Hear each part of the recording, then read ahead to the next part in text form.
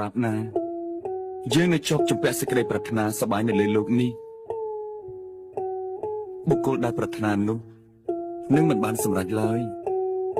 ត្រូវស្វែងរកសេចក្តីស្ងប់នៅក្នុងជីវិតជាមុនសិនដើម្បីបំពេញអកុសលចេតនាម្ដងទៀតចេតនាជាដើមហេតុនៃសេចក្តីទុក្ខហើយសេចក្តីទុក្ខគឺជាដើមហេតុ